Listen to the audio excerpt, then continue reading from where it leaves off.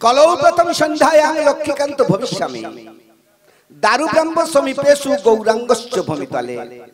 সমবেত ভক্তমণ্ডলী, আমরা সবাই কলিযুগে জন্ম নিয়েছি। ব্রাহ্মণ, ক্ষত্রিয়, বৈশ্য, শূদ্র, যেই বর্ণ হোক না কেন, কলিযুগে যখন জন্ম নিয়েছি আমাদের সবাই একটা পরিচয় আছে, কলির জীব। কলির জীব মানেই হলো অন্নগত প্রাণ, মায়ার দাস।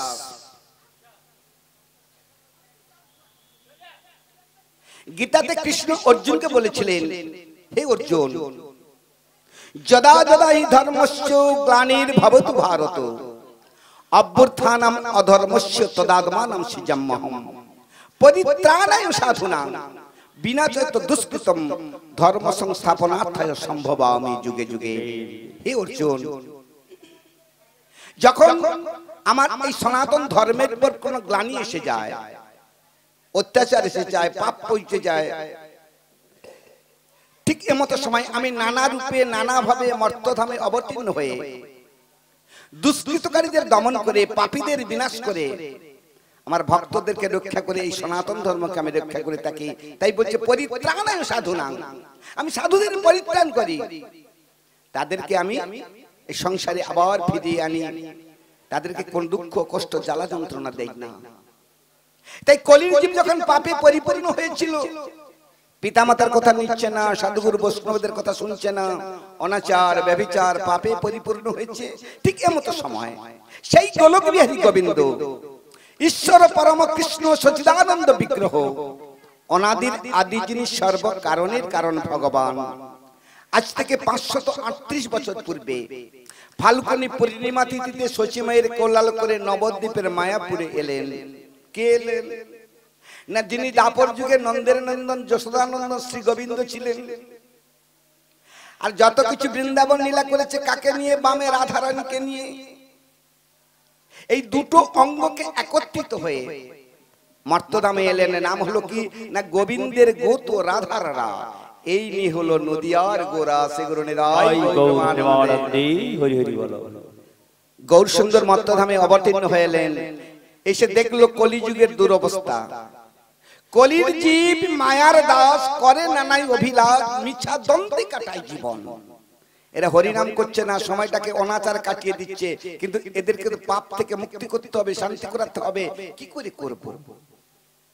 তা হঠাৎ ব্রহ্ম বৈবর্ত পুরাণে কৃষ্ণ দ্বৈপায়ন ব্যাসদেব একটা শ্লোক দিয়েছিলেন, কীর্তে ধ্যায়তে বিষ্ণু তেতায়াং যজতমথৈ দাপরে পরিচর্যায়াং কলৌ তদ্ধরি কীর্তনা। সত্যের ধ্যান তেতার যোগ্য, দাপরে সেবা পরিচর্যা। কিন্তু কলিহত জীব কোনোটাই পারবে না, তাদের অল্প পরমায়ু। এই অল্প পরমায়ুর মধ্য দিয়ে না পারবে ধ্যান করতে, না পারবে যাগযজ্ঞ করতে, না পারবে দাপর যুগের ন্যায় শ্রদ্ধা ভক্তি নিষ্ঠা প্রেম প্রীতি ভালোবাসা দিয়ে গোবিন্দকে লাভ করতে। তাই কলির জীবের জন্য সর্বশ্রেষ্ঠ একটা পথ খুঁজে দিয়েছিলেন, সেটা কি না, কলৌ তদ্ধরি কীর্তনার। একমাত্র হরিনাম সংকীর্তনের দ্বারা কলিজীবের মুক্তির পথ দেখালেন। আর যেমনি এই কথাটা শ্লোকটা প্রভুর মনে পড়ে গেল, সঙ্গে সঙ্গে মৃদঙ্গ করতাল খোল করতাল নিয়ে পঞ্চতত্ত্ব সঙ্গে নিয়ে ভক্তদের সঙ্গে নিয়ে নদিয়ার পথে বেরিয়ে পড়লেন। হৃদয় গৌর সমস্ত জীবদেরকে ডেকে ডেকে বলছে, শোনো জীব, শোনো নদীবাসী, সত্যই যদি তোমরা এই দশেন্দ্রিয় পঞ্চভৌতিক দুর্লভ মানব জন্মের শান্তি করতে চাও, গোবিন্দ আশ্রিত করতে চাও, একটাই মাত্র কর্ম। সেটা কি না, হাতে করো গৃহের কর্ম, মুখে বলো নাম, অন্তিম কালেতে পাবে সবাই সেই গোলক শ্রী বৃন্দাবন ধাম। হৃদয় একমাত্র হরিনাম সংকীর্তন হচ্ছে সর্বশ্রেষ্ঠ পথ। ভক্তগণ বলছে, প্রভু নাম সংকীর্তন যে করব, এটা কি করে করব? আপনাদের খোল আছে, করতাল আছে, আমাদের যে নেই। প্রভু কি সুন্দর করে বোঝাচ্ছেন, শোন ভক্তগণ, ভগবান এই 14 ব্রহ্মাণ্ড সৃষ্টি করেছেন, সপ্ত স্বর্গ সপ্ত পাতাল, এই নিয়ে হচ্ছে 14 ব্রহ্মাণ্ড ভুবন। তাই প্রভু বলছেন, যে না আছে 14 ব্রহ্মাণ্ডে, গোবিন্দ সব কিছু দিয়েছে যে যার 3.5 হাত দেহের বাড়ি। যে যার দেহটা আছে যে যার হাতে 3.5 হাত, তাহলে 14 ব্রহ্মাণ্ডের যা কিছু আছে 3.5 দেহের মধ্যে গোবিন্দ সব দিয়েছে। ভক্তরা বলছে প্রভু তাহলে খোল করতাল কই না সব আছে, না খোলটা কি, না দেহটা হলো একটা খোল, না কি করে হলো? সঙ্গে সঙ্গে গৌর সুন্দর খোলটার দিকে তাকালো। এই খোলটা দেখিয়ে বলছে দেখো এই খোলটা হচ্ছে একটা মাটির খোলসের উপর চর্ম দিয়ে ঢেকেছে, ওর ভেতরের জায়গাটা কিন্তু ফাঁকা, আর ফাঁকা জায়গাটা কি আছে? বাতাসে পরিপূর্ণ আছে। ওই ভেতরে বাতাসটা আছে বলেই বায়েন ভাই কি সুন্দর বাজনাগুলো আপনাদের কানে পৌঁছে দিতে পারছেন। যেদিন দেখবেন ওর খোলের ভেতরে কোনো কারণে বাতাসটা বেরিয়ে যাবে, ওই খোলের বাজনা কিন্তু আর বাজবে না। ঠিক তেমনি গোবিন্দ এই দেহটা সৃষ্টি করেছেন, ওটা যেন মাটির খোলস, গোবিন্দ সৃষ্টি করেছেন অস্থির খোলস, হাড় দিয়ে। ওর উপর চামড়া ওই চর্ম চড়িয়েছে, আমাদের দেহের উপর চর্মটা চড়িয়েছে। তাহলে ভেতরটাতে কি আছে? খোলের ভেতরে যেমন বাতাস ছিল, ঠিক আমাদের দেহের মধ্যে বাতাসে পরিপূর্ণ আছে। খোলের বাতাসটা যেদিন বেরিয়ে যাবে, খোলটা যেমন বাঁচবে না, আমাদের দেহ থেকে প্রাণবায়ুটা যেদিন বেরিয়ে যাবে, এই বদন থেকে আর হরিনাম উচ্চারণ হবে না। শ্রীগুণিতাই গৌর প্রেমানন্দে হরি হরি বলো। তাহলে দেহটা একটা খোল, দেহ যদি খোল হলো, করতাল কোথায়? প্রভু বলছেন সব দিয়েছে, সেটা কোথায়? না কর শব্দে হাত, আর গানের তালে তালে তালি দিলে নাম হবে কি? করতাল। এবার প্রভু বলছেন যদি মনে করো এই 10টা ইন্দ্রিয়ের মধ্যে হাত একটা ইন্দ্রিয়, এটা গোবিন্দের দান মনে করো, তাহলে গোবিন্দের নাম করতে করতে করতালটা দেবে। আর যদি মনে করো এগুলো গোবিন্দের দান নয়, আমার দান, আমার হাত, তাহলে গোবিন্দের নামে কিন্তু আপনাকে করতাল দিতে হবে না। এবার প্রভু বলছেন এই যে করতালটা দেবে, এই করতালটা দেবার একটা নিয়ম আছে। সেটা কি না, যখন করতাল দিয়ে কোনো নাম করবেন, ভজন করবেন, সাধন করবেন, কীর্তন করবেন, গুরু প্রদত্ত নাম জপ করবেন, এই নাভির উপরিভাগে যেন করতালটা হয়। কেন না, নাভির উপরিভাগটা হচ্ছে সপ্ত স্বর্গ, আর নাভির নিম্নভাগটা হচ্ছে সপ্ত পাতাল। তাহলে আমরা কাকে পাওয়ার জন্য এত আকুল ব্যাকুল হয়েছি? গোবিন্দকে পাওয়ার জন্য। গোবিন্দ কোথায় থাকেন? স্বর্গাদপি করিয়েছি, স্বর্গেই থাকেন। তাহলে গোবিন্দকে লাভ করতে হলে, দেবতাদের কৃপা সান্নিধ্য লাভ করতে হলে, এই করতালটা কিন্তু নাভির উপরিভাগে দিলে তবেই গোবিন্দের চরণে গিয়ে আছড়ে পড়বে। আর নিম্নে দিলে কি হবে না, সপ্ত পাতালের যক্ষ রক্ষ দাত্ত রাক্ষস এরা বাস করেন। এই করতাল দিয়ে যদি তাদেরকে জাগিয়ে দেওয়া যায়, তাহলে ভজন সাধনের পথে আর গোবিন্দের কৃপা সান্নিধ্যের জন্ম চলে গেলেও পাওয়া যাবে না। তাই এই হাত দিয়ে করতাল করে গোবিন্দের গুণানুগুণ কীর্তন করো, দেখবে গোবিন্দের ঠিক কৃপা সান্নিধ্য পেয়ে যাবে। তাই ভক্তগণ সান্নিধ্য হয়ে প্রভু নেচে নেচে নাম করছে। প্রভু বলছেন তা শোনো, আমি অচেনাকে চেনাবো, অজানাকে জানাবো। অচেনাটা কি না, অচেনা বলতে আগে চিনতাম, এখন চিনতে পারছি না। সে কে না, মাতৃগর্ভে গোবিন্দের সঙ্গে সাক্ষাৎ তাকে চিনেছিলাম, মায়ের জ্বালাই করে সব ভুলে গেছি, তাকে চিনাবো। আর অচেনাটা অজানাটা কি না, যে মন্ত্র দিয়ে গোবিন্দকে লাভ করেছিল সে মন্ত্রটাও ভুলে গেছো, সে মন্ত্রটাও আমি তোমায় জানিয়ে দেবো যে যে নাম করলে গোবিন্দের কৃপা সান্নিধ্য হবে। গৌর সুন্দর কি সুন্দর করে বলছেন, অচেনাকে চেনাবো, অজানাকে জানাবো বলে তো আমার নাম হচ্ছে চৈতন্য দেব। এবার ভক্তগণ সান্নিধ্যে প্রভু নেচে নেচে গাইছে আর বলছে কৃষ্ণ নাম হরি নাম একবারে নামে করো সার, নাম ছাড়া কলির জীবের গতি নাহি আর। কৃষ্ণ নাম কৃষ্ণ নাম কৃষ্ণ নাম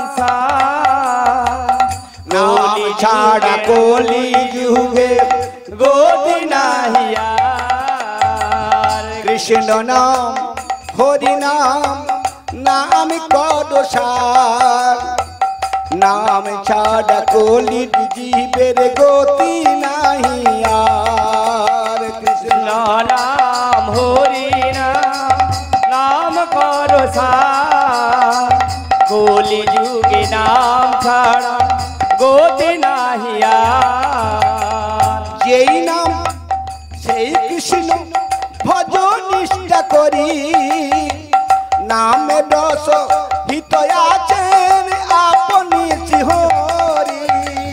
যে নাম সেই কৃষ্ণ ভজ নিষ্ঠা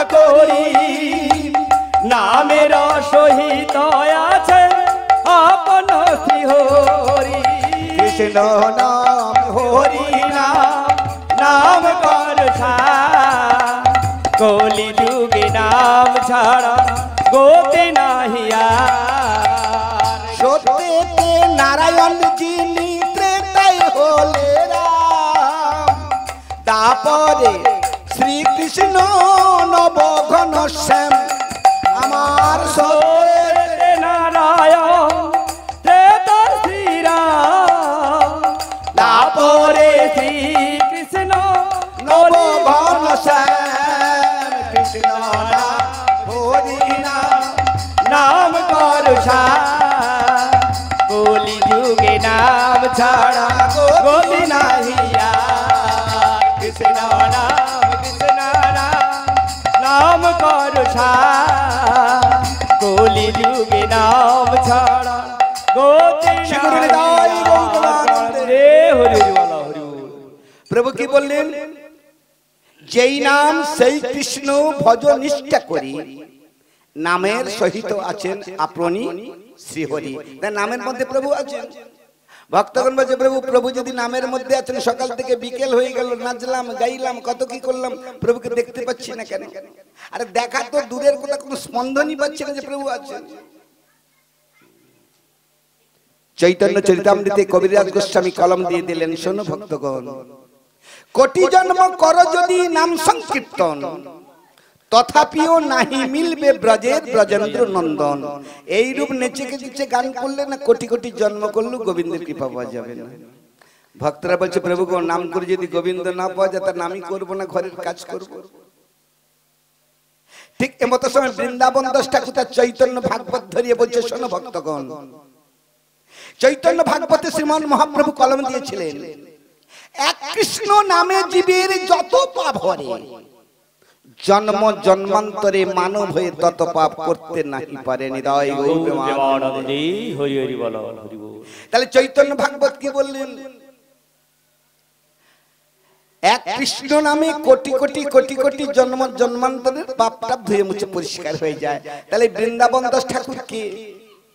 দেখুন কত সুন্দর মধুময় কথা লিখেছেন। বৃন্দাবন দাস ঠাকুর অন্য কেউ নয়, যিনি কৃষ্ণ দ্বৈপায়ন ব্যাসদেব ছিলেন। তার মনে আশা ছিল ভগবান চারটা যুগে 10টা অবতারকে শ্রেষ্ঠ করেছেন, কিন্তু 10টা অবতার তো আমি সব লিখে ফেলেছি গ্রন্থের মধ্যে, কিন্তু প্রভু যে অবতরী রূপে কলি যুগে কলির জীব উদ্ধার করতে যাবেন, সেই নীলাটা তো আমি দর্শন করতে পারছি না। তাই মনে মনে মনে মনে আশা করেছিল আমি যেন গৌর সুন্দরের নীলাটা দর্শন করি এবং তার সব নীলা তত্ত্বকে আমি বর্ণনা করতে পারি। আর শ্রী গোবিন্দ তাকে আশীর্বাদ করেছিলেন। তাই সেই ব্যাসদেবী এই কলিযুগে মাধবীর পুত্র হয়ে এই বৃন্দাবন দাস ঠাকুর রূপে জন্মগ্রহণ করে তিনি চৈতন্য ভাগবতে সমস্ত গৌর নীলাকে সুন্দর করে বর্ণনা করলেন। তাতে কি লিখলো না, কোটি জন্ম এক কৃষ্ণ নামে জীবের যত পাপ হরে, জন্ম জন্মান্তরে মানব হয়ে তত পাপ করতে না পারে। তাই জন্ম জন্মান্তর এক কৃষ্ণ নামে। ভক্তগণ বলছে প্রভু আপনার দুটো গ্রন্থ দুটো কথা বলছে, একটা বলছে কোটি জন্মে হবে না, একটা বলছে এক নামেই ধুয়ে মুছে পরিষ্কার, কোনটা ঠিক?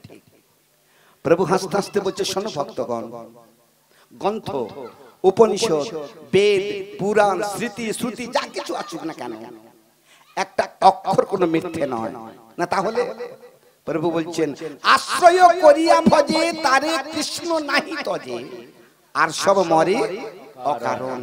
আশ্রয় করে যদি গোবিন্দের ভজন সাধন কীর্তন করো তো এক ডাকে গোবিন্দের কৃপা, আর আশ্রিত না করে যদি গোবিন্দের ভজন সাধন কীর্তন করো জন্ম জন্মান্তর চলে যাবে, গোবিন্দের কৃপা আর হলো না।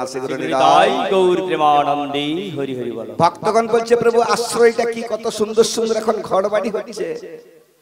প্রভু বলছেন এই সব সুন্দর সুন্দর ঘর বাড়ি, স্ত্রী পুত্র পরিবার আত্মীয় স্বজন বন্ধু বান্ধব দিকে নিয়ে বেঁচে থাকার ঘর। গোবিন্দ পাওয়ার এই আশ্রয়টা নয়, গোবিন্দ পাওয়ার আশ্রয় হলো একমাত্র গুরু আশ্রয়। গুরু ব্যতীত গোবিন্দের কৃপা সান্নিধ্য পাওয়া যায় না। গুকার অন্ধকারস্য রুকার তেজোচ্যতে। এই যে আমরা স্বপ্নায় মহাপাত্র বাবুদের বাড়িতে এসেছেন, ভাগবত সমাপনতে যখন বাড়ি ফিরতে হবে অন্ধকার রাত্রি, একটা আলোর দরকার, তবে কি সুন্দরভাবে যে যার ঘরে পৌঁছতে পারবো। কিন্তু এই মায়াময় জগৎ থেকে যখন গোবিন্দ চরণাশ্রিত হব, সেই যে মায়া অন্ধকারটা বের করতে হলে এই টর্চ লাইট, ইলেকট্রিক লাইটের কোনো কাজই সেখানে পাওয়া যাবে না। তা সেই পথটা কে দেখাবেন? না সেই পথটা একজনই দেখাইতে পারেন। কি না, অজ্ঞানং তিমিরন্ধস্য জ্ঞানাঞ্জন শলাকয়া চক্ষুর উন্মীলিতং যেন তস্মৈ শ্রী গুরবে নমঃ নিদায় গৌরমানন্দে। একমাত্র গুরুদেবই পারেন।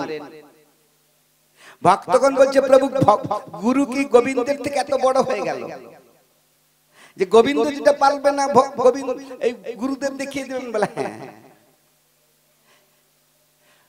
গুরুদেবের এমন কর্ম আছে যে কাজটা গোবিন্দ করতে পারবে না, আমাদের গুরুদেব করে দেখিয়ে দেবেন। না সেটা কি রূপ? সুন্দর করে, কি সুন্দর করে বোঝাচ্ছে।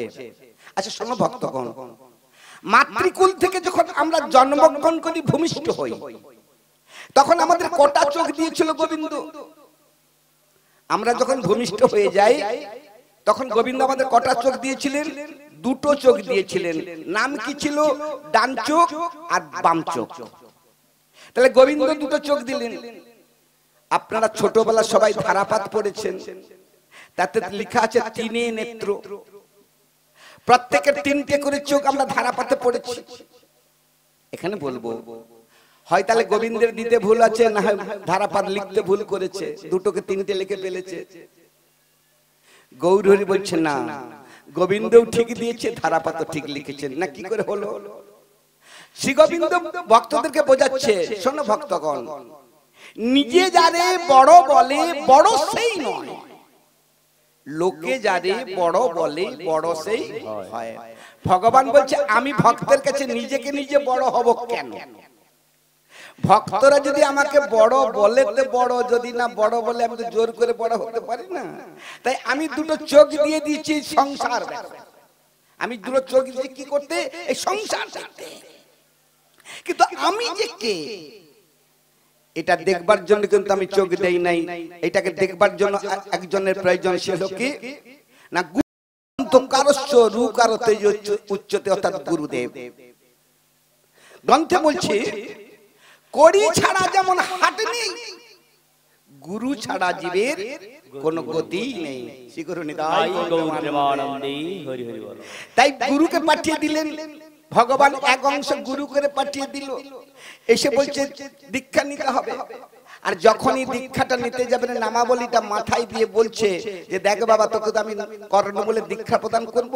এই দীক্ষা প্রদান করতে গেলে একটা কর্ম করতে হবে। এই গোবিন্দের চোখ দুটাকে বন্ধ করে দাও। গোবিন্দের চোখ দুটোকে বন্ধ করে দুটো হাতকে নিয়ে দ্বাদশতল পদ্ম অর্থাৎ হৃদয়ে দিয়ে দাও। এবার তোমার কর্ম মূলে যে মন্ত্র প্রদান করব, তার সঙ্গে দেওয়ার সঙ্গে সঙ্গে আর একটা চোখ খুলে যাবে। তার নাম হচ্ছে জ্ঞান চক্ষু বা দিব্য চক্ষু। এই জ্ঞান চক্ষু কিংবা দিব্য চক্ষু দিয়ে শুধু গোবিন্দকেই দেখতে পাবেন। এই জ্ঞান চক্ষু দিয়ে কোনোদিন সংসারে দেখতে পাওয়া যাবে না। তাহলে সেই একটা চোখের সন্ধান কে দিয়ে দিল? গুরুদেব দিয়ে দিলেন। তাহলে দেখুন, গুরু কোন অংশ কম নয়। এই জন্য চৈতন্য চরিতামৃতে বলছে, কৃষ্ণ রুষ্ট হলে পরে গুরু সহিবারে পারে, গুরু রুষ্ট হয়ে গেলে কৃষ্ণ তারা রাখতে না পারে। যদি ভগবান রেগে যায়, গুরু ইচ্ছা করে তাকে শান্তি করাতে পারে। আর যদি গুরু একবার কোন কমে রেগে যায়, শ্রী গোবিন্দের কোনো ক্ষমতা নেই গুরুকে শান্তি লাভ করবার জন্য। এই জন্য বলছি, সেই গুরু আশ্রিত হয়ে যে গোবিন্দের ভজন সাধন করবে, একটা নয়ন খুলে যাবে, আর তবেই গিয়ে গোবিন্দের কৃপা সান্নিধ্য লাভ করতে পারবে। এবারে ভক্তগণ বলছে, প্রভু আপনি যে গুরু তত্ত্ব বললেন, তাহলে গুরু করলে কি করতে হবে? না, গুরুকে শ্রদ্ধা করতে হবে, ভক্তি করতে হবে। এই শ্রদ্ধা ভক্তি করে যদি গুরু বাক্য মানো, তো গোবিন্দের কৃপা হবে। দীক্ষা নিয়ে নিলাম, কর্মটা করলাম না, গোবিন্দের কৃপা সান্নিধ্য পাওয়া যাবে না। ওগো করজোড়ে ভক্তগণ, এবারে বলিতে না গেল ভক্তি তত্ত্ব কি রূপ জিনিস, বিস্তার করে বলো বিস্তারিয়াম। এই ভক্তি তত্ত্বটা কি? গৌর সুন্দর দেখো শিবাস অঙ্গনে বসে ভক্তদেরকে নিয়ে কি সুন্দর করে একটা ভক্তি তত্ত্ব ছোট্ট করে শোনাচ্ছেন প্রাতঞ্জল গ্রন্থ থেকে। এক গ্রামে এক ব্রাহ্মণ ছিল, তার ব্রাহ্মণী দুজনই খুব বৃদ্ধ হয়েছিল, আর কেউ ছিল না। নিত্য নিত্য জনার্দনের চরণে পুজো পাঠ করতো, তার মনের কথা জানাতো, হে গোবিন্দ একটা সন্তান কিংবা সন্ততি দাও, আমি নিজের জন্য চাই না, আমার অবর্তমানে তোমাকে দেখবে কে। দেখো বৃদ্ধ বয়সী গোবিন্দের কৃপা হয়েছে, ব্রাহ্মণী গর্ভবতী হলো। এবার ব্রাহ্মণী গর্ভবতী হয়েছে, ব্রাহ্মণের কি আনন্দ! একদিন ব্রাহ্মণীকে বলছে, ব্রাহ্মণী তুমি তো পঞ্চম মাস অতীত হয়েছে, আচ্ছা তোমার মনে কি কোনো আশা আছে? ব্রাহ্মণী বলছে, প্রভু গো, আমার মনে অনেক আশা আছে, কিন্তু পূর্ণ করা যাবে না। বলে কেন? আশা আছে আমি জগন্নাথের মহাপ্রসাদ পাবো, এটা হচ্ছে জীবনের সবথেকে বড় আশা, এছাড়া আমার আশা কোনো নেই। কিন্তু দেখো মহাপ্রসাদ আনতে হলে যে 6 মাসের পর, যেতে 3 মাস, আসতে 3 মাস যাবে, আমি তো গর্ভবতী হয়ে আছি 5 মাস, সময়টা কই? যদি তুমি চেষ্টা করে পারো দেখো। তাহলে ব্রাহ্মণীর মনোবাসনা পূর্ণতে ব্রাহ্মণ চলে গেল, শ্রীরাম গয়া ক্ষেত্রে গমন করছে প্রজব্রজে। ওকে দৈবের নিবন্ধ কবু খণ্ডনে না গেল। কিছুদিন পরে পথে ব্রাহ্মণী মৃত্যু শয্যায় শায়িত হইল। এই পথে যেতে যেতে যেতে যেতে ব্রাহ্মণের মৃত্যু হয়ে গেল। ব্রাহ্মণীর কাছে খবর এলো তোমার স্বামী আর বেঁচে নেই, তিনি স্বর্গপ্রাপ্তি হয়েছেন। তাহলে ব্রাহ্মণী মানে কত দুঃখ। সন্তান প্রসব হলো, সন্তানটা যখন একটু বড় হয়েছে, সন্তানটাকে কোলে নিয়ে দাঁড়ে দাঁড়ে ভিক্ষান্ন করে কোন রকম জনার্দনের সেবা দিয়ে সেবাটা পায়। দেখো এই যে ছোট্ট ছেলেটাকে নিয়ে বারে বারে বাড়ি বাড়ি ঘুরে, বেশি দূর তো যেতে পারে না। পাড়া প্রতিবেশীরা, গ্রামবাসীরা বলছে, দেখো তোমার ছেলেটাকে নিয়ে নিত্য নিত্য বাড়িতে আমরা তোমাকে কত ভিক্ষা দেব, তুমি অন্যত্র যাও, আমরা নিত্য নিত্য দিতে পারবো না। কত গালমন্দ করে। আর দেখতে দেখতে ছেলেটা 5 বছর হয়েছে। একদিন পথের ধারে গিয়ে মা ছেলে কাঁদছে। পাড়া প্রতিবেশীরা, গ্রামবাসীরা আমাদের নিত্য নিত্য ভিক্ষা দিচ্ছে না, গোপালের জনার্দনের সেবা তো দূরের কথা, পেটু চলছে না, কি করব? ওকে নয়নে জলে বুক ভাসিয়া তারা কাঁদিতে লাগিল। আরে দৈবের নিবন্ধ দেখো খণ্ডনে না গেলা। এই যে মায়ের ছেলে বসে বসে কাঁদছে, যে তার মনের কথাগুলো উদ্ধৃত করছে। এখন সেই রাজ্যের জমিদার বাবু এই পেছন দিয়ে পত্রে দিয়ে যাচ্ছিল, হঠাৎ কথাটা কানে ভেসে এলো। জমিদার বাবুর কৃপা বর্ষণ হলো, সঙ্গে এসে বলছে, হ্যাঁ গো মারা, তোমরা কারা? সমস্ত পরিচয় জানলো। বলে ঠিক আছে ঠিক আছে, তোরা চোখের জল ফেলিস না, তোরা কাঁদিস না, চল আমাদের জমিদার বাড়িতে গিয়ে তোরা কাজ করবি। কি কাজ করব? না তুই যখন ব্রাহ্মণের মেয়ে তো, তাহলে কাজ কর, তোর ছেলেটাকে নিয়ে না আমার এই জনার্দন এক মন্দির আছে, সেই মন্দিরে সেবা পরিচর্যা করবি। আর ওই তোর ছোট্ট ছেলেটা যদি পারবে 2-4টা ফুল তুলসী তুলবে, তাতেই আমি শান্তি, তোদের কোনো খোরাক পোশাকের অভাব অনটন রাখবো না। ব্রাহ্মণী এক কথায় রাজি হয়ে গেল, ঠিক আছে। ছেলেটার নাম ছিল দুলাল। দুলালকে বলছে, এই দুলাল, দেখলি তো গোবিন্দকে ডাকার কি কৃপা, চল এই বাবুদের বাড়িতে আমাদের জনার্দন শিলাকে নিয়ে গিয়ে সেখানে রেখে দিয়ে নিত্য নিত্য সেবা পাবো, আর জমিদার বাবুর কৃপাতে আমরা পেট ভরে 2টো প্রসাদ পাবো। শিগরে নিদায় গৌর প্রেমানন্দে হরি হরি। ওকে দৈবের নিবন্ধ কবু খণ্ডনে না যায়। আর দৈবক্রমে দুলালে একদিন মায়ের কাছে মিনতি জানায়। দেখতে দেখতে দেখতে 1-2 বছর কেটে গেছে, গোপাল দুলাল একটু বড় হয়েছে, এক মাকে জড়িয়ে ধরেছে, বলছে, মা ও মা, দেখো দেখো জমিদার বাবু ছেলে মেয়েরা কিছু অদূরের পাঠশালাতে পড়তে যাচ্ছে, আচ্ছা আমি তো ওদেরই বয়সী, ও মা তুমি ব্যবস্থা করে দাও না, আমার কি লেখাপড়া করতে ইচ্ছে করছে, ওদের সঙ্গে যাবো আসবো। ছেলেটার মুখে হাতটা দিয়ে বলছে, বাবারে ও কথা তুই বলিস না, কোন ক্রমে আমাদের পেটটা চলছে, এ কথা বলিস না।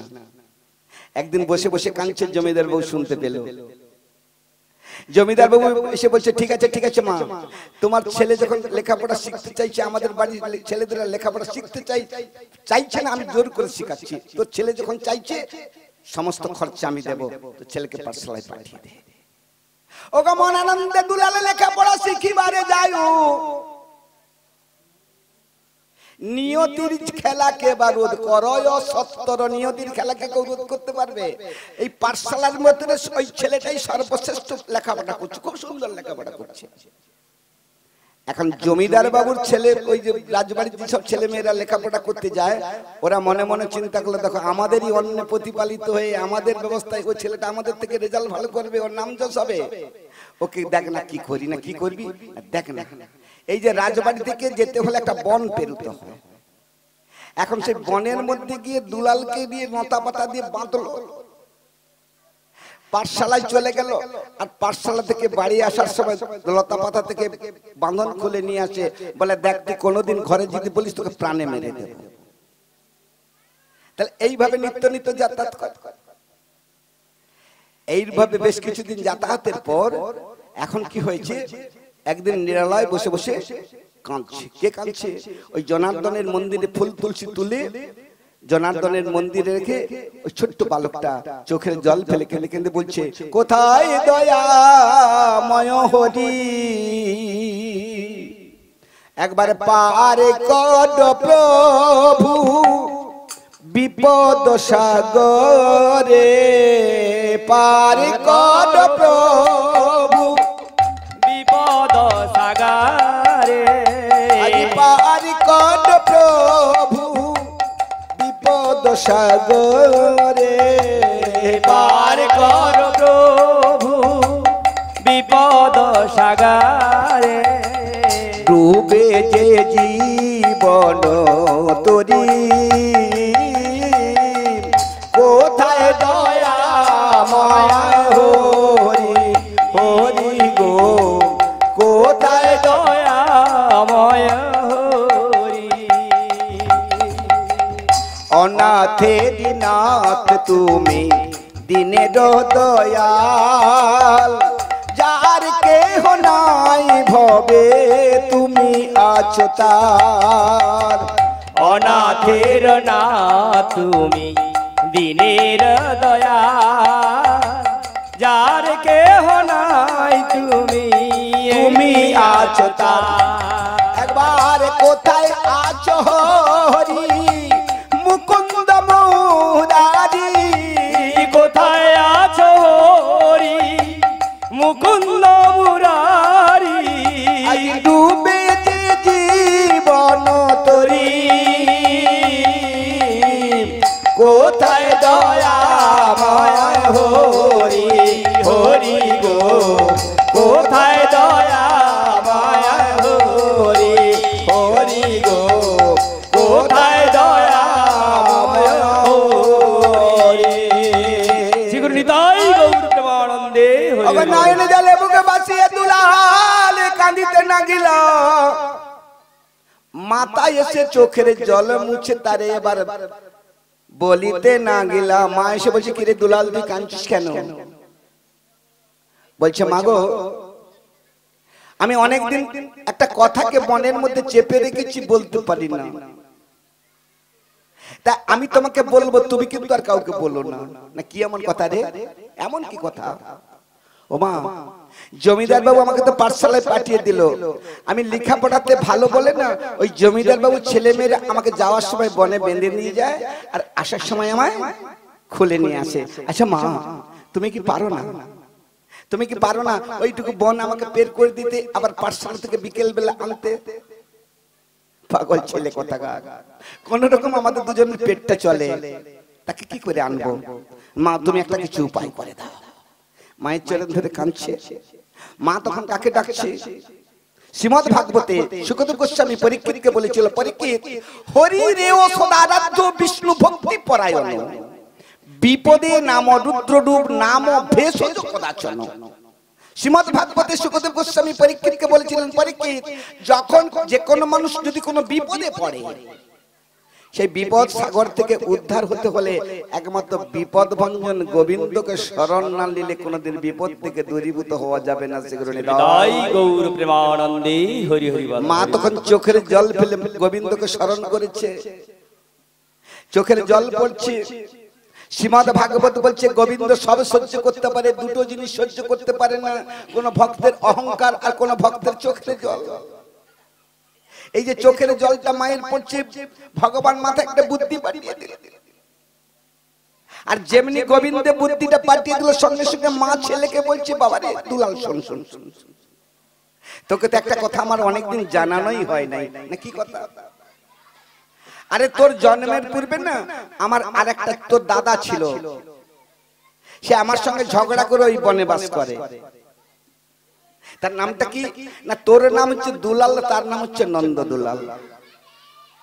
তুই বনে গিয়ে না ওই নন্দদুলাল বলে ডাকলে তো দাদা আসবে, আমার কথা বলবি যে আমাকে পার করে দেওয়ার জন্য মা অনুমতি দিয়েছেন, তাহলে দেখবি মায়ের কথা রাখতে না ঠিক তোকে পার করে দেবে, তোর কোনো বিপদই হতে দেবে না। শ্রী গুরু নিতাই গৌর প্রেমানন্দে হরি হরি বল হরি বল। তাহলে মায়ের বাক্যকে মাথায় নিয়ে নিল। গ্রন্থ কি বলছেন? ধ্যান মূলং গুরু মূর্তি পূজা মূলং গুরু পাদুকা, মন্ত্র মূলং গুরু বাক্য, ভক্তি মুক্তি গুরু। তাহলে দেখো পিতা মাতার তিনি তো আদি গুরু, তার কথাটাকে মাথায় ধরে নিয়ে সেই বনে গিয়ে জমিদার ছেলেরা যখন বেঁধে দিয়ে চলে গেছে নন্দদুলালকে ডাকছে, ওকে কথাই দাদা নন্দদুলাল একেবারে দাও দর্শন, পাঠশালাতে যাব তুমি, যাবই আমি, তুমি করো পারা পারা এখনো। নয়নে জলে তখন দুলালে ডাকিতে নাগিল, আর শ্রী গোবিন্দ নন্দ দুলালে বেসে আসে তারে দেখা দিয়ে দিল। এই যে মায়ের আকুল, মায়ের কথাকে বিশ্বাস করেছে, বিশ্বাসে মিলাই বস্তু তর্কে বহুদূর। তাহলে মায়ের কথাকে বিশ্বাস করে নন্দদুলালকে চোখের জল ফেলে ডেকেছে, নন্দদুলাল পৌঁছেছে, এসে বলছে ভাই কি হয়েছে? না এইটা ঘটেছে, তুমি মায়ের সঙ্গে ঝগড়া করেছো, ঠিক ভালো করেছো, যা করেছো আমাকে পারাপারটা করে দাও। বলে ঠিক আছে তুই অন্যান্য দিন একা একা আসবি, এই যে তোকে আমি পারাপারটা করে দেব না, এই কথাটা কিন্তু কাউকে বলবি না। আর যেদিন তুই কারো কাছে বলে ফেলিস না, তারপর দিন থেকে তোকে আর পারাপার আমি করে দেব না। শ্রী গুরু নিতাই গৌর প্রেমানন্দে হরি হরি বল। ওগো মনানন্দে দুলাল পাঠশালাতে নিত্য যায় আর আসে, কিন্তু জমিদারের সন্তান সন্ততি কোনো বুঝতে নাই পারে। এই যে কখন যায় কখন আসে এরা বুঝতে পারছে না। সাধারণ কথা বলে না, রাখে হরি তো মারে কে, আর মারে যদি হরি তাকে রাখবে কে। দেখো গোবিন্দ তাকে পারাপার করছে। দেখো এইভাবে বেশ কিছুদিন কেটে গেল।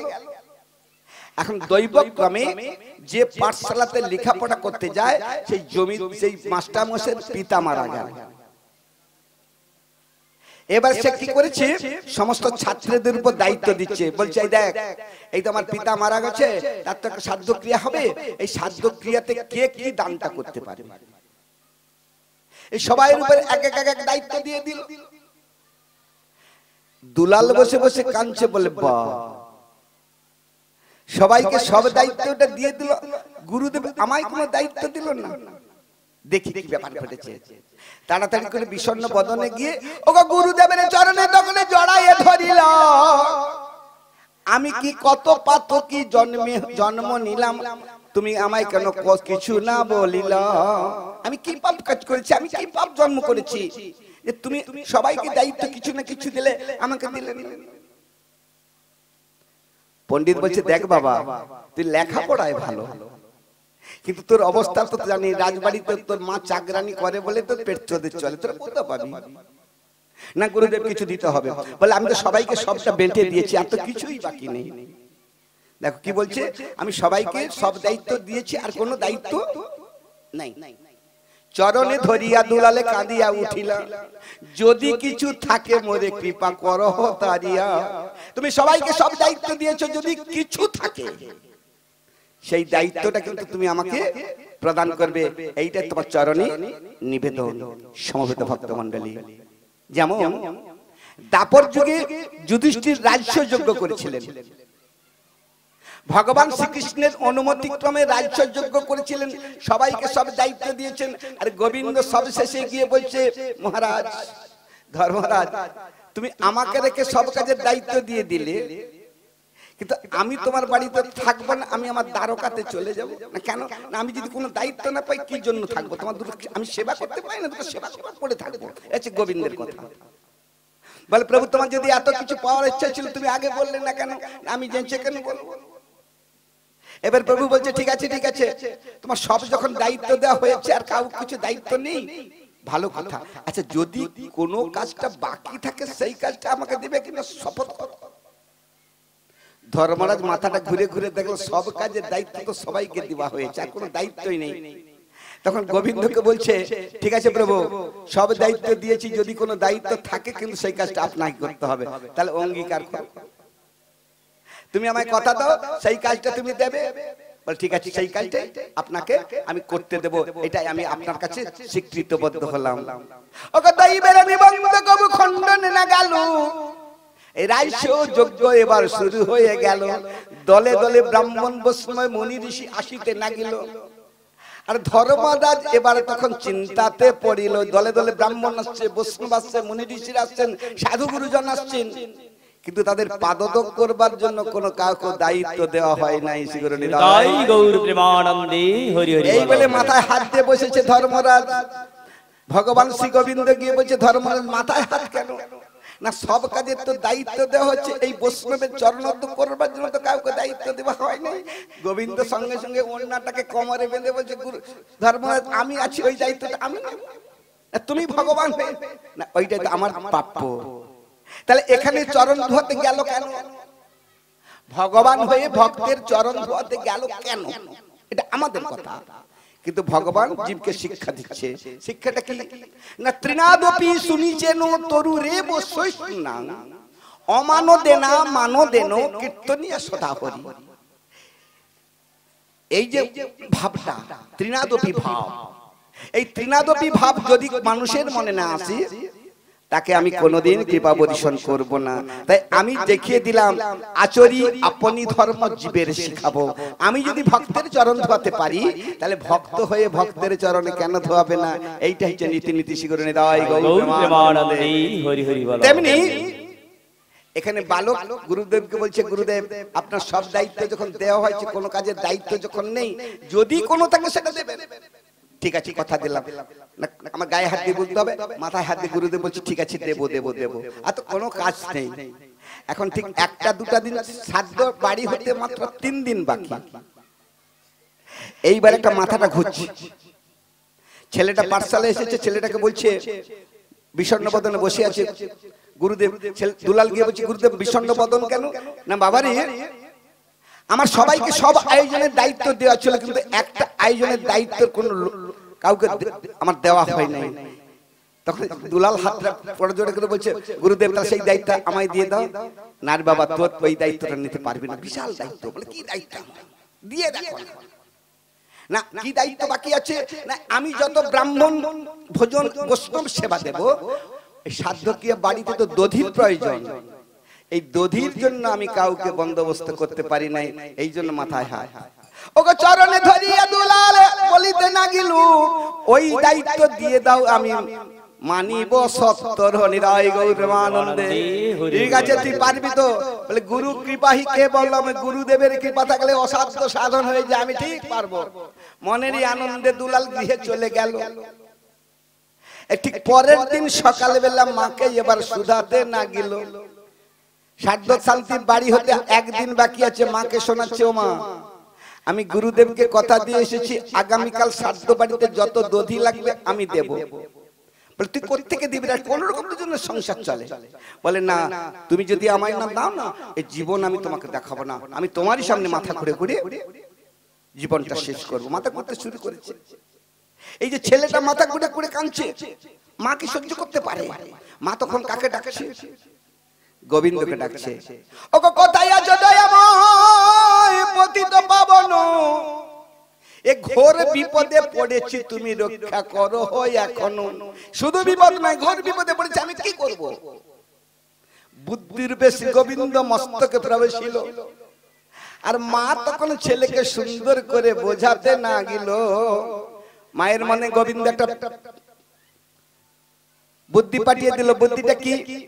এই ছেলেটা কয়েকদিন আগে একটা বায়না ধরেছিল বনটা পারাপার করে দেওয়ার জন্য। আমি একটা কথাতে কাটিয়েছিলাম, তোর দাদা বনে আছে, তাকে বললে পারাপারটা করে দেবে। দেখি সেই ভানাটা আজকে পেতে দেখি। এবারে বলছে, দুলাল তোকে একটা কথা বলি শোন। তোর দাদা তো অনেকদিন বনে আছে, অনেক রোজগার টোজগার করেছে, তো দাদাকে গিয়ে বল না, সে নিত্য দেখবে দধি সমস্ত ব্যবস্থা করে দেবে। গোপাল দুলাল মনে মনে চিন্তা করলো, মা তো আগের বারে বলেছিল বলে দাদা পারাপার করে, কিন্তু বলা নিষেধ। তাহলে মা যখন বলেছে সত্যি তো, অনেকদিন দাদা বাইরে আছে, অনেক রোজগার করেছে, ঠিক আছে। ওকে তোরা নিত্য দুলাল তখন বনে প্রবেশিল, আর দাদা দাদা বলে তখন কাঁদিয়া উঠিল। নন্দ দুলাল এসে তখন বলিতে না গেল, কেন কাঁদো ভাই রে, বলহ সত্য রে, কাঁদছিস কেন, কি হয়েছে? না মা বলেছেন তুমি নাকি অনেক রোজগার করে পয়সা করে জোগাড় করেছো, তাহলে আগামীকাল আমার গুরুদেবের সাথে যত দই লাগবে তোমাকে সব ব্যবস্থা করে দিতে হবে। মা বলেছে দেবে তো? অন্তরে জানি শ্রী গোবিন্দ এবারে মনেতে হাসিল, তথাস্তু বলিয়া দুলালকে তখন বিদায় দিল। বল ঠিক আছে ঠিক আছে, আমি নিশ্চয়ই দেবো, কেন দেবো না, আর তুই আমার ভাই হোস। চলে গেল। দেখ কাল তাড়াতাড়ি আসবি। পরের দিন সকালে একবারে তাড়াতাড়ি চান টান করে গিয়ে বনে পৌঁছেছে। সবাই পৌঁছেছে। দেখো অন্যান্য দিন এক ডাকে দাদা পৌঁছে যায়, ডাকতে ডাকতে ডাকতে ডাকতে দুপুর গড়িয়ে গেল, তবু দেখা পাচ্ছে না, দেখাই দিচ্ছে না। এইবারে চোখের জল ফেলে কাঁদছে, তাহলে আমি গুরুদেবের কাছে মিথ্যাবাদী হয়ে যাব, আমি গুরুদেবের কাছে অপরাধী হয়ে যাব। দাদা তুমি যদি কালকে না বলতে আমি বলতাম না। এই বলে কি করেছে, বনে বনে কাঁদছে, চোখের জল ফেলে কাঁদে আর ডাকছে আর বলছে আমি কোথায় গেলে পাবো গো দেখা, বলে দাও দয়াময়, বলে দাও দয়াময়, আমি কোথায় গেলে পাবো রে দেখা, বলে দাও দয়াময়, বলে দাও দয়াময়। আমি কেঁদে কেঁদে ঘুরে বেড়াই, আই গাই দর্শন, পাই নাই দর্শন।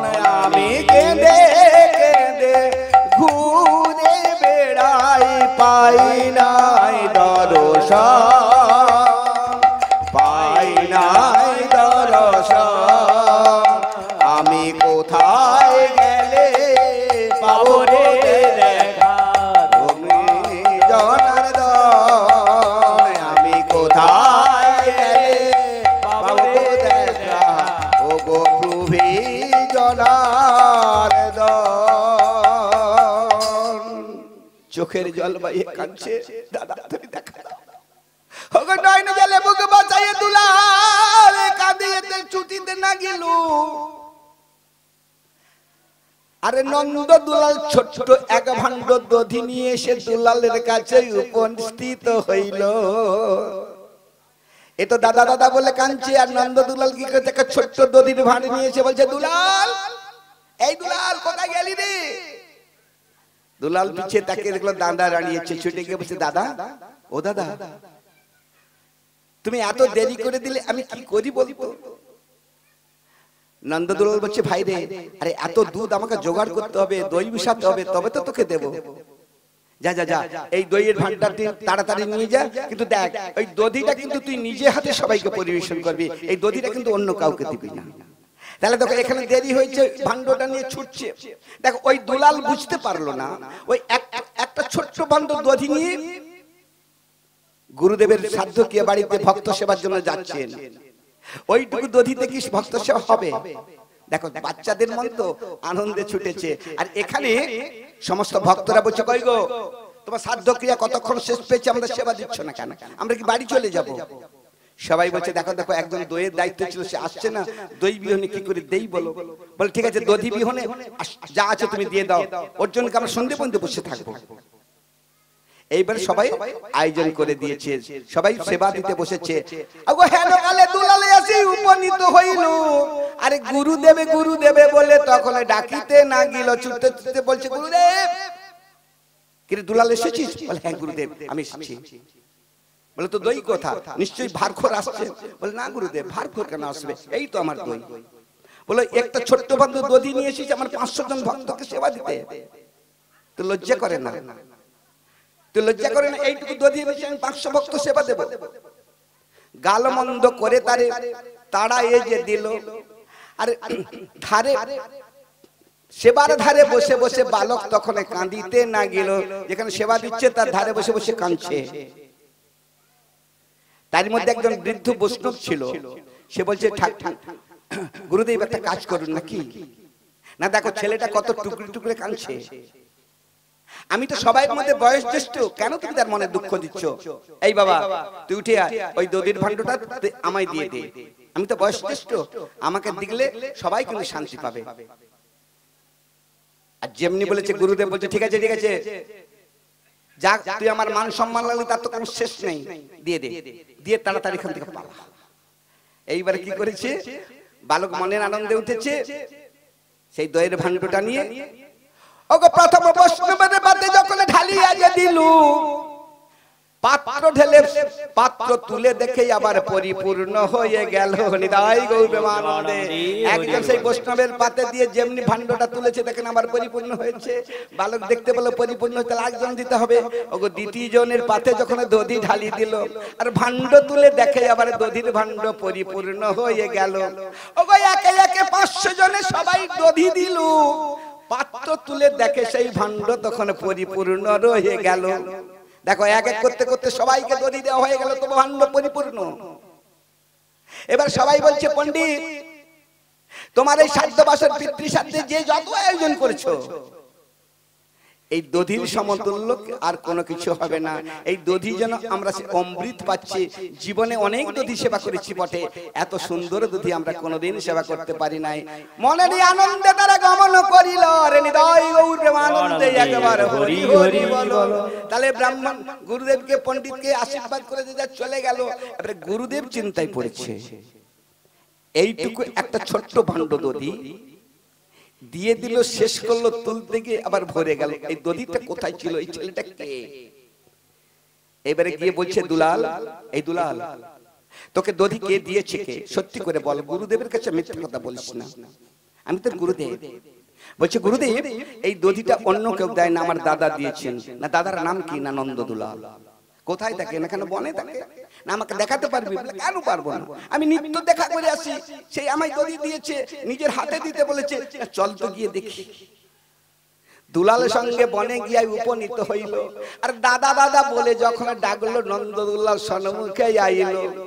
একবার সম্মুখে এসে পৌঁছেছে, বলছে দাদা আমার গুরুদেব তোমায় দেখতে চাইছে, তুমি দেখা দাও। তখন বলছে দেখ আমি তোর পুণ্যে তোকে দেখা দিয়েছি, তোর মায়ের কৃপাতে তোকে আমি দেখা দিয়েছি, কিন্তু পণ্ডিতের সে কৃপা হয় নাই। কেন? এখনো পণ্ডিত দীক্ষিত নয়, আমি তাকে দেখা দিতে পারি না। এইবার বলছে গুরুদেব আপনার নাকি দীক্ষা হয় নাই, তাই তোমাকে দেখা দিচ্ছে না। শরীরের জন্য বিদ্যুৎ চমকে গেল। সত্যি তো, এইটুকু ছেলে জানলো কি করে? না তোর দাদা দেখতে কি রূপ? তখন তার রূপটা বর্ণনা করছে। হ্যাঁ তার রূপটা বর্ণনা করছে। তখন বলছে নাচে ছন্দে ছন্দে নাচে নন্দ দুলাল, নাচে ছন্দে ছন্দে নাচে নন্দ দুলাল। দুলাল বলছে আমার দাদা না ওই দধির ভাণ্ডটাকে নিয়ে কিছু নাচছে, আমি সেই বাঁশে একটা হাতের বাঁশি আছে, সেই রূপটা তোমায় বর্ণনা করছি। বলছে ছন্দে ছন্দে নাচে নন্দ দুলাল, নাচে ছন্দে ছন্দে নাচে নন্দ দুলাল। আজি ঝমড ঝমড বাজে নপুর রসাল, ঝমড ঝমড বাজে নপুর রসাল, নাচে ছন্দে ছন্দে নাচে নন্দ দুলাল, নাচে ছন্দে ছন্দে নাচে নন্দ দুলাল। আজি করেতে মোহন বাঁশি রাধা রাধা গায়, অধরে মধুর হাসি যেন মুকুতা ঝরায়। করেতে মোহন বাঁশি রাধা রাধা গায়, করেতে মধুর হাসি তার মুকুতা ঝরায়। আবার ছন্দের তালে তালে পশু পাখি গণ দোলে, ছন্দের তালে তালে পশু পাখি গণ দোলে, নাচে আজীবন লতা দুলে দে তোমার, ওরে নাচে আজীবন লতা দুলে দে তোমার। নাচে ছন্দে ছন্দে নাচে নন্দ দুলাল, নাচে ছন্দে ছন্দে নাচে নন্দ দুলাল। ওগো পণ্ডিত ছুটে গিয়ে দুলালের চরণে ধরিল, কি পাতকি জন্মেছিল তাই প্রভুকে দর্শন করিতে নারিল। আমি এমন পাতকি জন্মেছি, তুই তো দাদাকে দেখতে পাচ্ছিস, তার রূপ বর্ণনা করছিস, আমি চোখ দিয়ে দেখতে পাচ্ছি না। দৈববাণী হচ্ছে, দুলাল তোর গুরুদেব যখন আমাকে দেখতে এত ইচ্ছা করেছে, তুই দীক্ষিত করে দে। তোর গুরুদেব তোকে যে দীক্ষিত করেছে সেই মন্ত্রে তোর গুরুদেবকে দীক্ষিত করে দে, আমি তাকে কৃপা বর্ষণ করব। দুলাল প্রভুর কৃপা, দাদার কথাতে তাকে দীক্ষিত করলেন। আর দীক্ষিত করার সঙ্গে সঙ্গে তৃতীয় নয়ন দিয়ে, অর্থাৎ অজ্ঞান রূপ চোখটা তো খুলে দিয়েছে, সেই চোখ দেখতে পেল দ্বিভুজ মুরলীধারী ভগবান শ্রীকৃষ্ণকে। শ্রীগুরুনিদায় গৌরমানন্দে। তাই এখানে সেবা সঙ্গনে শ্রীমান মহাপ্রভু পারিষদ বর্গকে নিয়ে বলছে, দেখলে তো বাবা, গোবিন্দের কৃপা পেতে হলে একমাত্র গুরু ব্যতীত গোবিন্দের কৃপা হয় না। তাই গুরু গোবিন্দের নাম নিয়ে গুরুর কাছে দীক্ষিত হয়ে এই কলিযুগের তারক ব্রহ্ম নাম তোমরা যে মনানন্দে কীর্তন করো, দেখবেন গোবিন্দের ঠিক কৃপা পরিশন হবে। এবার শিবা সঙ্গনে ভক্তগণ সান্নিধ্যে খোল করতাল নিয়ে নেচে নেচে তার গোবিন্দের নাম করছে। বলছেন, হরে কৃষ্ণ কৃষ্ণ কৃষ্ণ হরে হরে, হরে রাম রাম রাম হরে হরে। হরে কৃষ্ণ কৃষ্ণ কৃষ্ণ হরে হরে, হরে রাম রাম রাম হরে হরে। হরে কৃষ্ণ কৃষ্ণ কৃষ্ণ হরে হরে, হরে রাম রাম রাম হরে হরে। হরে কৃষ্ণ কৃষ্ণ কৃষ্ণ হরে হরে, হরে রাম রাম রাম হরে হরে। হরে কৃষ্ণ কৃষ্ণ কৃষ্ণ হরে হরে, হরে রাম রাম রাম হরে হরে। হরে কৃষ্ণ কৃষ্ণ কৃষ্ণ হরে হরে, হরে রাম রাম রাম হরে হরে। হরে কৃষ্ণ কৃষ্ণ কৃষ্ণ হরে হরে, হরে রাম রাম রাম হরে হরে। হরে কৃষ্ণ কৃষ্ণ কৃষ্ণ হরে হরে, হরে রাম রাম রাম হরে হরে। হরে কৃষ্ণ কৃষ্ণ কৃষ্ণ হরে হরে, হরে রাম রাম রাম হরে হরে। শ্রীগুরুনিদায় গৌরমানন্দে। হরি হরি বল। দাপরের শেষ ভাগে হস্তিনার মহারাজ পরীক্ষিত ব্রহ্মশাপগ্রস্ত হয়েছিলেন। এই ব্রহ্মশাপ থেকে মুক্তি লাঘবের জন্য কৃষ্ণ দ্বৈপায়ন ব্যাসদেবের একমাত্র পুত্র সুখদেব গোস্বামীর কাছে সংকল্পিত করে 7 দিন ব্যাপী এই শ্রীমদ্ ভাগবত গ্রন্থ শ্রবণ করেছিলেন। পরীক্ষিত বলেছিল, গুরুদেব আমার অভিশপ্ত জীবন, এই অভিশপ্ত জীবনে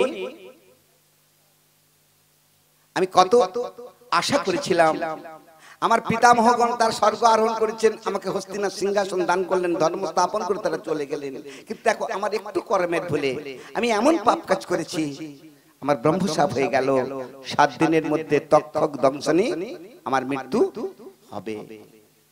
সুখদেব গোস্বামী বলছেন, ভগবান যখন যা করে মঙ্গলের জন্যই তো হয়েছে, তুই তো চিন্তা করছিস কেন? অভিশাপ হয়েছে তো কি হয়েছে? আরে অভিশাপ হয়েছে বলেই তো এত সুন্দর জিনিস তোর কাছে গোবিন্দ পাঠিয়েছেন। তুই চোখের জল ফেলে ডাকলি আসছি গোবিন্দ। এই মহাপুরাণ শ্রীমদ্ ভাগবত 18,000 শ্লোক বিশিষ্ট এই দ্বাদশ স্কন্ধ ভাগবত আমাকে তোর কাছে পাঠিয়ে দিল। তুই একাসনে বসে বসে শ্রবণ করছিস না। গুরুদেব এই ভাগবতটাকে আপনি শ্রবণ করালেন কেন? প্রভু বলছেন, গুরুদেব বলছেন, সুখদেব গোস্বামী বলছেন, শ্রবণ কীর্তন বিষ্ণু শরণ পাদ সেবন অর্চন বন্দন দাস্য সখ্য আত্মনিবেদন। গোবিন্দকে পেতে হলে 9টা পদ আছে। এই 9টা পথের মধ্যে সর্বশ্রেষ্ঠ সহজ সরল পদ হলো শ্রবণ। তাই ভাগবত তত্ত্ব তুমি শ্রবণ করতে যাও, এক মানে শ্রবণ করতে করতে করতে করতে দেখবে তোমার ঠিক আস্তে আস্তে করে ভক্তি ক্রিয়া সবকিছু এসে গেলে গোবিন্দের কৃপা হবে। কিন্তু দেখো এই যে শ্রবণ করতে বসেছো, শ্রবণের একটা ভাগ আছে। ভাগটা কি না, এইটা আমি অনর্গল কৃষ্ণ কথা তোমাকে বলবো। এই কথাগুলোকে তোমাকে নিজেকে ধারণা করে তোমাকে ধারণ করতে হবে। ধারণা করে ধরনটা কি না, অনেক কথা বলবো, এর মধ্যে যেটা তোমায় ভালো লাগবে সেটাকে নিয়ে নাও, যেটা ভালো লাগবে না সেটা তোমার নিয়ে নাড়াঘাটার কোনো প্রয়োজন নেই না। যেমন সমবেত ভক্ত মণ্ডলী, কোন ভক্তের বাড়িতে মহোৎসব হচ্ছে, এই মহোৎসব যে হচ্ছে কিসের জন্য হচ্ছে না, ভক্ত সেবার জন্য। দেখবেন কোন বিগ্রহের যদি সেবা হয় না, 5টা ব্যঞ্জন থাকবে। 5টা ব্যঞ্জন কেন না, শান্ত দাস্য সখ্য বাৎসল্য বন্ধুর এই পঞ্চরসে গোবিন্দকে লাভ করতে, এই জন্য 5টা রস দিয়ে 5টা ব্যঞ্জন করতে হয়। কেন করতে হয় না, 5 জন ভক্ত সেবা করতে বলছে যে 5 জনের আস্বাদন কিন্তু এক না।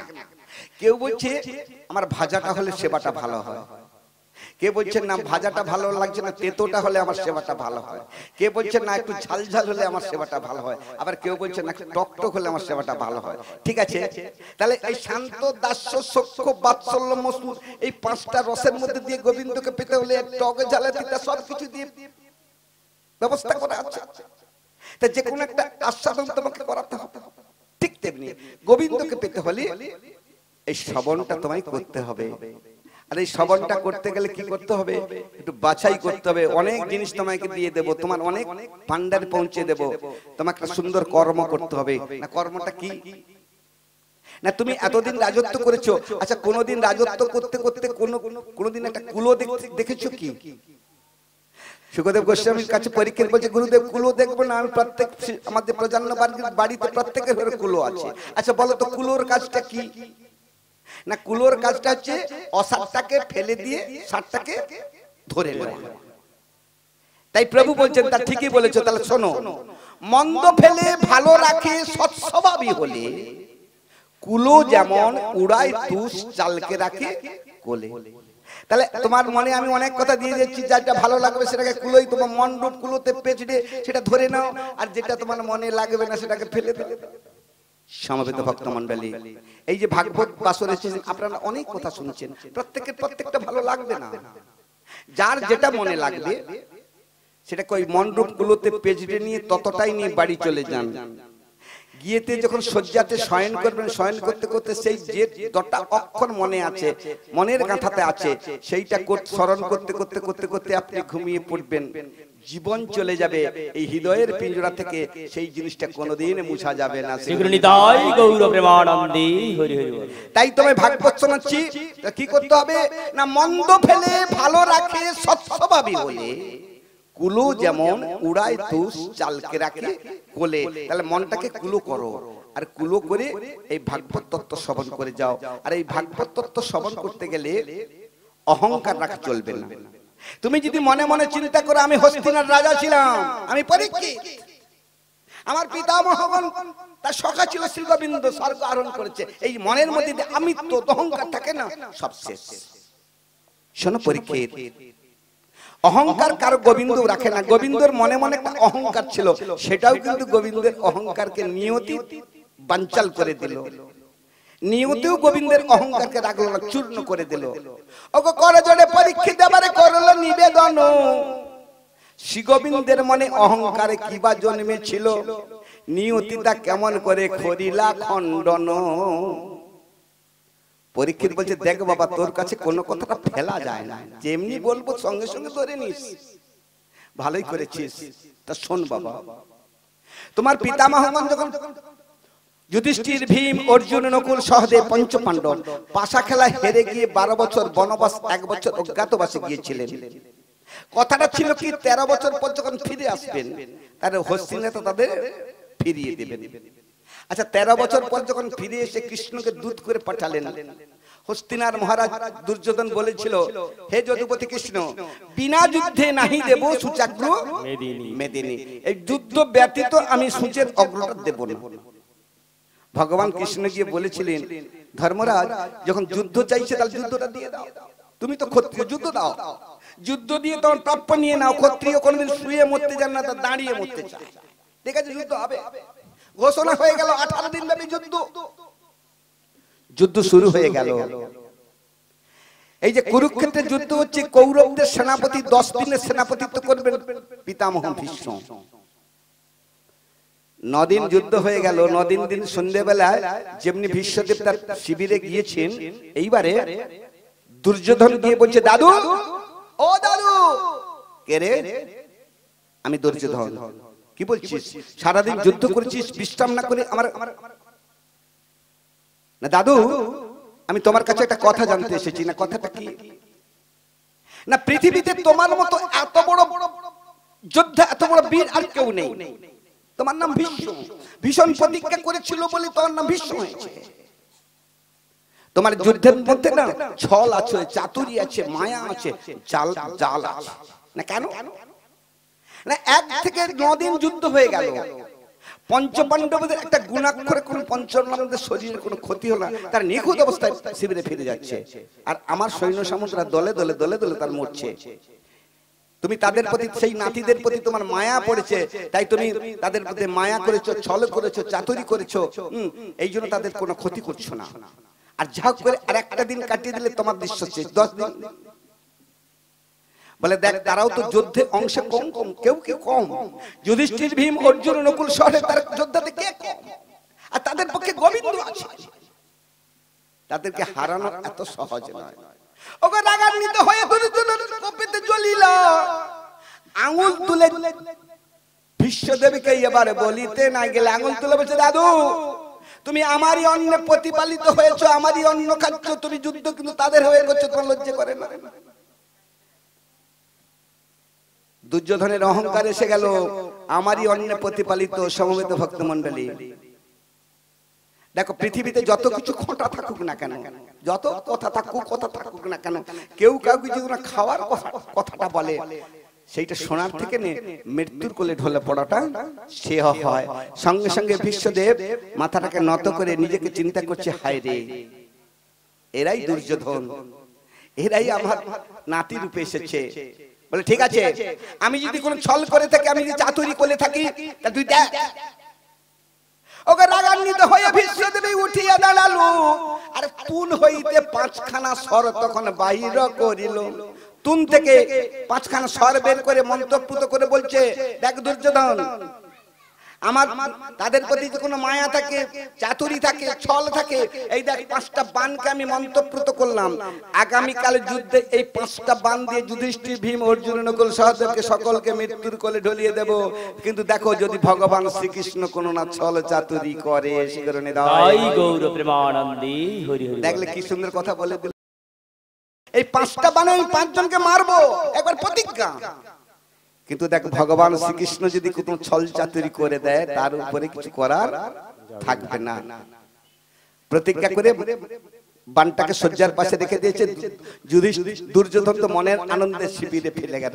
আর এখানে ভগবান কৃষ্ণ পঞ্চপাণ্ডবকে নিয়ে বসেছেন, আগামীকাল যুদ্ধে কি ঘটবে। সহদেবকে নিয়ে গণনা করে দেখছে, পুলিশ দেখতেই পাচ্ছে না। অন্তর্যামী শ্রী গোবিন্দ মনেতে জানিল, অর্জুনের হাতে ধরে তখন উঠে দাঁড়াইলাম। এই যে 6 জন বসেছিল, অর্জুনের হাতটা ধরে ভগবান শ্রীকৃষ্ণ দাঁড়িয়ে বলছে, অর্জুন, তোমাকে এখনই আমার সঙ্গে যেতে হবে। না, কোথায়? না, সে কথা পরে হবে, এখন চলো তো দেখি। হাতে ধরে অর্জুনকে নিয়ে তখন বাহির হইল। আরে অর্জুনকে গিয়ে অদূরে এবারে বলিতে না গেলে, অর্জুনকে গিয়ে বলছে, অর্জুন, কিছুদিন পূর্বে সম্ভাসুর দত্তের হাত থেকে তুমি দুর্যোধনকে বাঁচিয়েছিলে, মনে আছে? বলে, হ্যাঁ। সেদিন তোমায় 2টো বর দিবে বলেছিল, তুমি কিন্তু সেদিন সেই 2টো বর নাওনি, বলেছিল আমি পরে নেব। না, আজকে তোমাকে সে 2টো বর চাইতে হবে। না, কি করি? না, এখনই তুমি কি ওই দুর্যোধনের বিশ্রাম শিবিরে যাও। বিশ্রাম শিবিরে গিয়ে 2টো জিনিস চাইবে। 2টো জিনিস কি? না, তার গায়ের রাজার পোশাক আর মাথার মুকুট, এটাই চেয়ে নাও। তাই গোবিন্দের নির্দেশে ওকে ত্বরান্বিত করে অর্জুন দুর্যোধনের শিবিকা গাড়ি গেল আর দ্বার দেশ থেকে দাদা দাদা দাদা বলে অর্জুন এবারে ডাকিতে না গেল। হৃদয় গৌরবানন্দে হরি হরি বল। দাদাকে ডাকছে দাদা।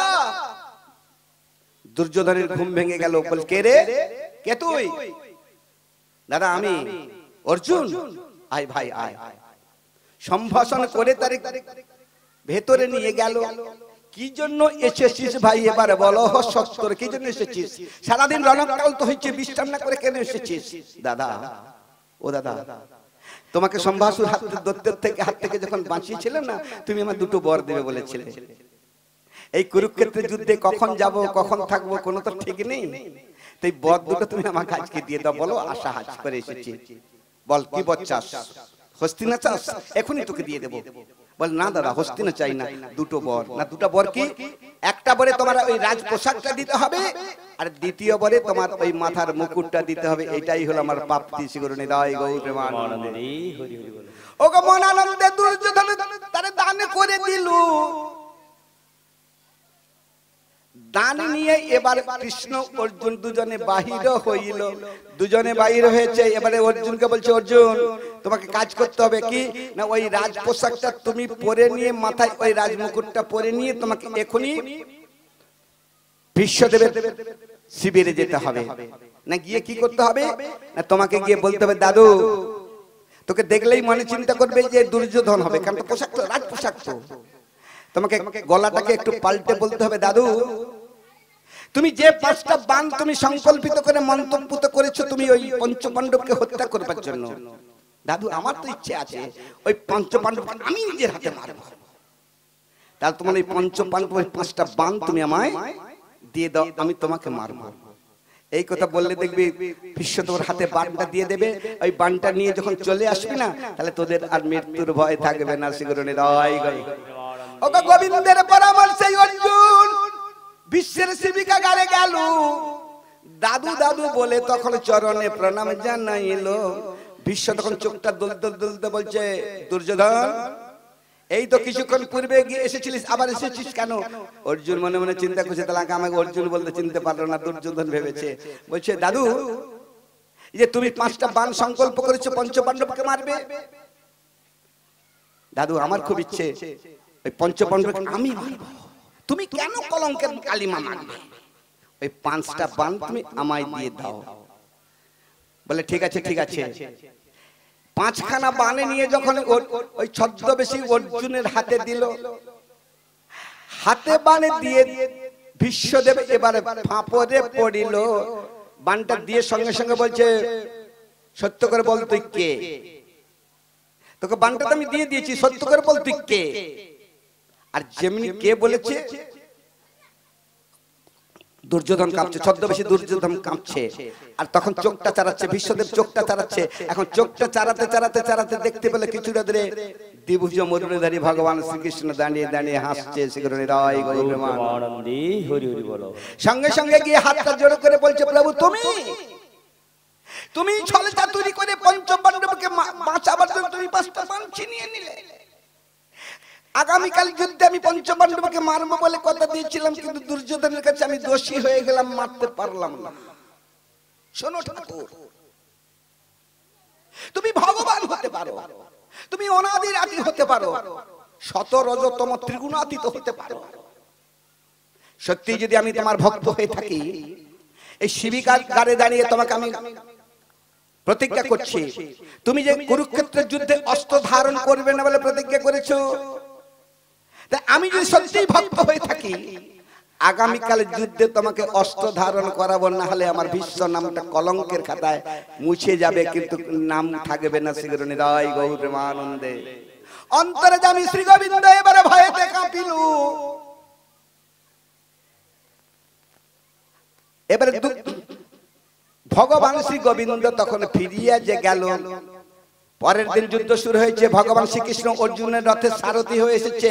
আর ভীষ্মদেব বলছে দেখো ঠাকুর, তুমি পঞ্চপাণ্ডবকে মারতে দিলে না, আমি মারতে পারলাম না, কিন্তু প্রতিজ্ঞা আমার আছে, তোমাকে আমি অস্ত্র ধারণ করাবো। ভগবান শ্রীকৃষ্ণ বলছে দেখো আমি ভগবান, আমাকে অস্ত্র ধারণ করতে কেউ পারবে না, আমার প্রতিজ্ঞা। বলে দেখো এখানে ভক্ত ভগবানের লড়াই হচ্ছে। ভগবান বলছে আমার প্রতিজ্ঞা তুমি ভঙ্গ করতে পারবে না। আর এখানে বিশ্বদেব বলছে দেখো আমি তোমার ভক্ত, আমি তোমায় কি না করতে পারি। এই বলে কি করেছে, বাণ যোজনা করেছে। বাণটা যোজনা করে বলছে দেখো প্রভু তুমি রথটা সামলাও, অর্জুনের গরুর রথটাকে সামলিয়ে দাও।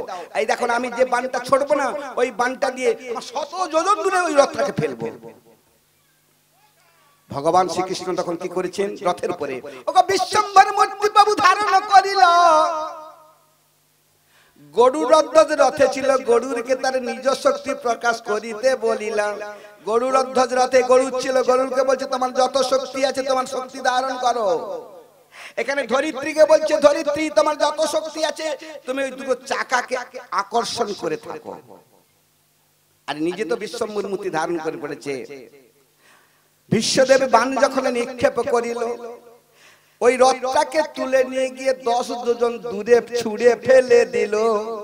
এমন 10 যোজন দূরে ছুঁড়ে ফেলে দিয়েছে, ছিন্ন বিচ্ছিন্ন হয়ে গেছে, রথের চিহ্ন মাত্র নেই।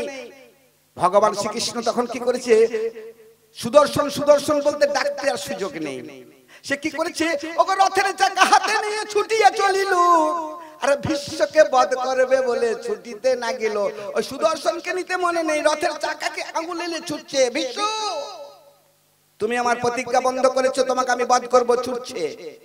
আর এখানে বিশ্বদেব কি করেছে, ভগবান যখন রথের চাকাটা নিয়ে বধ করতে আসছে, বিশ্বদেব তীর ধনুকটাকে মাটিতে ফেলে দিয়ে করজোড় করে নত জানু করে বলছে জয় জগদীশ হরে, জয় জগদীশ হরে, জয় জগদীশ হরে, জয় জগদীশ হরে, জয় জগদীশ হরে, জয় জগদীশ হরে, জয় জগদীশ হরে, জয় জগদীশ হরে, জয় জগদীশ হরে, জয় জগদীশ হরে, জয় জগদীশ হরে, জয় জগদীশ হরে, জয় জগদীশ